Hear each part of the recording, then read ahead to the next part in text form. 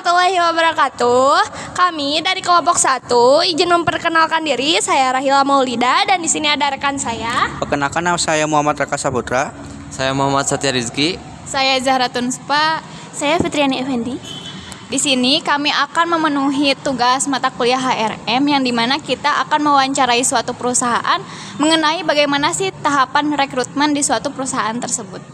Seperti yang kita ketahui bahwa Alfamart telah berdiri sejak tahun 1989 oleh Bapak Joko Susanto. Perusahaan Alfamart adalah perusahaan perdagangan retail yang pusatnya berada di Tangerang. Alfamart memiliki sekitar 22.000 cabang di Indonesia. Dan 1.400 cabang di luar negeri. Mempersingkat waktu, kami akan langsung turun untuk mewawancarai tahapan rekrutmen di Alfamart cabang yang ada di daerah Sukabumi. Dan kami sudah tiba di lokasi dan kami sekarang akan langsung mewawancarai salah satu karyawan yang ada di Alfamart tersebut. Halo, jadi kami di sini akan langsung mewawancarai salah satu karyawan di Alfamart. Mungkin sebelumnya mohon maaf, akan berdiri dulu. Nama saya Dea Sapitri. Di sini saya sebagai asisten kepala toko. Jadi mohon maaf apabila mengganggu waktunya ya Teteh. Kami ingin bertanya mengenai proses rekrutmen di perusahaan Alfamart. Nah, di sini kami mau menanya sesuai pengalaman pribadi Teteh sendiri gitu. Pertama kan kita dapat informasi ya dari orang yang dari promosi kayak di Instagram kayak gitu. Nah, bahwa kalau misalnya pada hari sekian, misalnya tanggal sekian gitu misalnya di bulan sekian ada rekrutmen, tapi tempatnya tuh kayak di Alfamart lagi, jadi di tempat di salah satu titik gitu. Ada 2 titik waktu itu kan, ada di Jalur sama di Cianjur. Kebetulan saya pilih yang di Cianjur, di SAT Panembong yang Cianjur ke sana lagi. Nah, di situ kita didata, udah ngisi formulir. Pertama tuh seleksi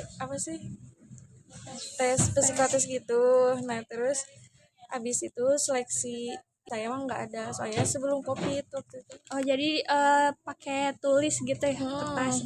Jadi dikumpulin di satu titik gitu. Nah, terus kayak tes IQ matematika yang kayak gitu. Nah, hitung-hitungan udah itu kan pasti nanti dikumpulin lagi, terus dikasih pengumuman lagi siapa yang lolos. Jadi ada seleksinya gitu tahapnya. Jadi dari 100 orang gitu jadi cuman yang kepilih 20 orang kayak gitu. Nah, terus kalau udah gitu di interview langsung. Kalau misalnya udah fix nih segini yang kepilihnya, di interview. Kalau udah di interview nanti dikasih tahu kalau misalnya lulus apa enggaknya, itu lagi dikabarin lagi gitu. Nah, setelah seminggu dikabarin lewat SMS, baru disuruh ke DC buat ikut training ke perusahaan terdekatnya. Kalau misalnya untuk penempatan itu seperti apa, Kak? Kalau penempatan sesuai domisili ya. Misalnya kan kalau saya kan orang sini ya, orang Sukaraja, berarti pasti sekitaran sini, tapi tergantung kosong apa enggaknya tempat itu. Jadi misalnya kalau misalnya di Sukabumi penuh, terus misalnya yang kosongnya tuh di Cianjur, jadi di Cianjur kayak gitu. Jadi pasti didahuluinnya domisili. Tapi kalau misalnya dari perusahaannya sendiri pasti ditanya siap apa enggaknya, ditempatin di mana gitu. Terus Kakak kalau ada tuh katanya kalau ada naik jabatannya misalnya beda lagi bajunya, itu tuh kayak gimana sih Kakak? Iya sih, kalau dulu kan, kalau sekarang mau seragamnya udah ganti ya. Yang ada yang gini ya, yang ada batiknya. Ya kalau misalnya kru pakai kaos, kalau waktu dulu ya, zaman dulu belum sekarang. Kru kasir pakai kaos. Kalau asisten chief of store kadang disebutnya acus itu teh pakai kemeja. Kepala tokonya juga pakai kemeja gitu.